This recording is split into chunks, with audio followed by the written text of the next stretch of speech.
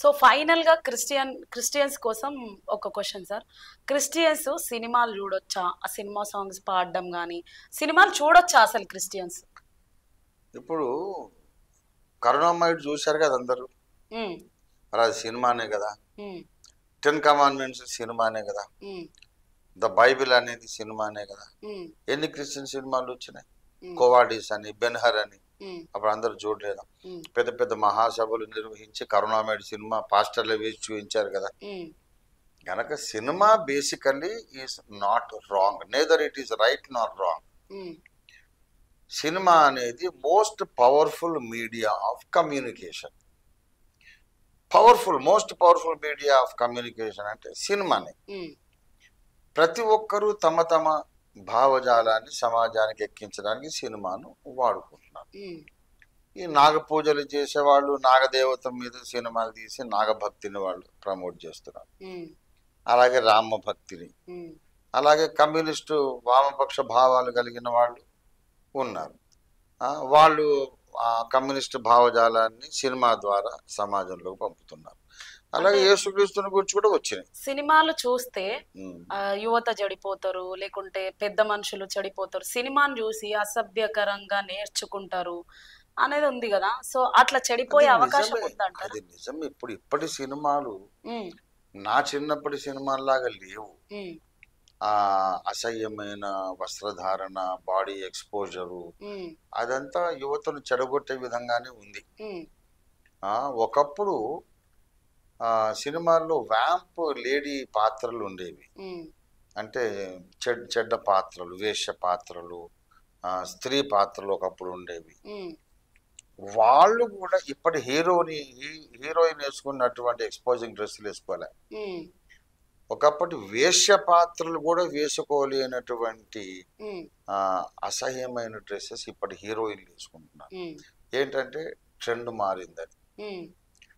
కాబట్టి సినిమాలు ఎక్కువ చూస్తే యువత చెడిపోయే అవకాశమే ఎక్కువ ఉంది.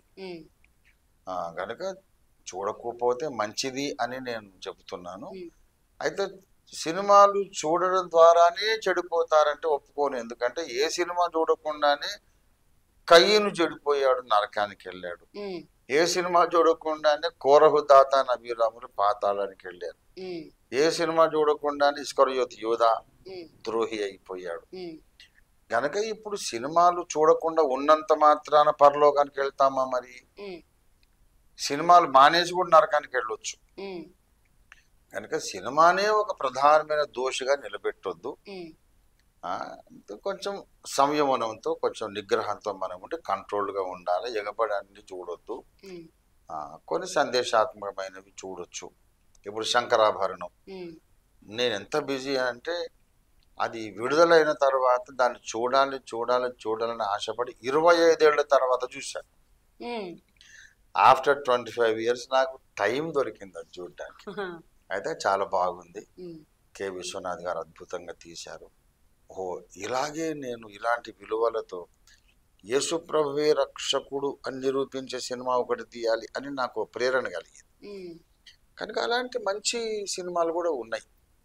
కనుక బేసికల్లీ సినిమా ఇస్ రాంగ్, సినిమాలు చూస్తేనే దుష్టుడు అనేది ఆ ప్రచారం మంచిది కాదు. నేను మా యవనస్తులకు సినిమాలు చూడకండి అని నేను చెప్పను. ఇన్స్టెడ్ నేనేం చేస్తానంటే వాళ్ళను దైవికమైన కార్యక్రమాల్లో బిజీగా పెడతాను. ఎవ్రీడే ప్రార్థన చేయాలి, సువార్త ప్రకటించాలి, బైబిల్ చదవాలి. ఇవన్నీ చేసినాక వాడికి ఆ సినిమా చూద్దామని ఐడియానే రాదు. ఐడియా వచ్చినా టైం దొరకదు. కనుక ఆ వివాదమే లేదు మాకు.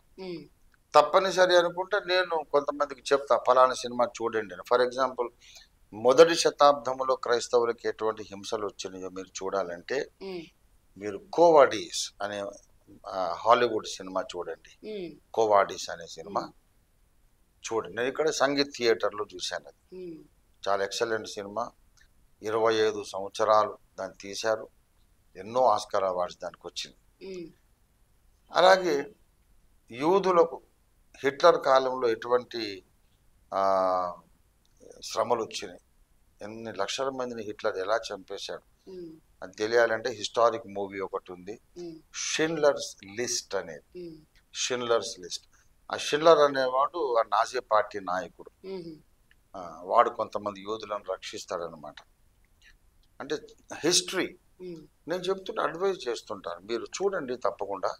క్రిస్టియన్స్ కూడా సినిమాలు చూడొచ్చు, కానీ కొంచెం ఎంచుకొని సెలెక్టివ్ గా ఉండాలి.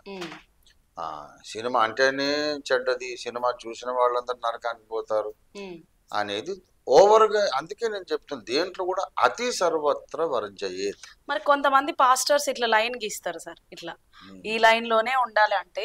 సో ఈ పాస్టర్స్ చెప్పే మెసేజ్ల ద్వారా కూడా కొంతమంది యువత గాని వేరే వాళ్ళు గాని మందిరాలకు రాలేకపోతున్నారు. ఆ లైన్ లోపల ఉండి కూడా నరకానికి పోయే వాళ్ళు ఉంటారు, అది నేను చెప్తున్నాను. మేము చర్చికి వెళ్తే పాస్టర్స్ ఈ విధంగా చెప్తారు, అమ్మో నేను దూరంగా ఉండాలి, ఇట్లా అనుకునే వాళ్ళు ఉన్నారు. మార్చుకోండి కదా నేను చెప్పే సందేశం.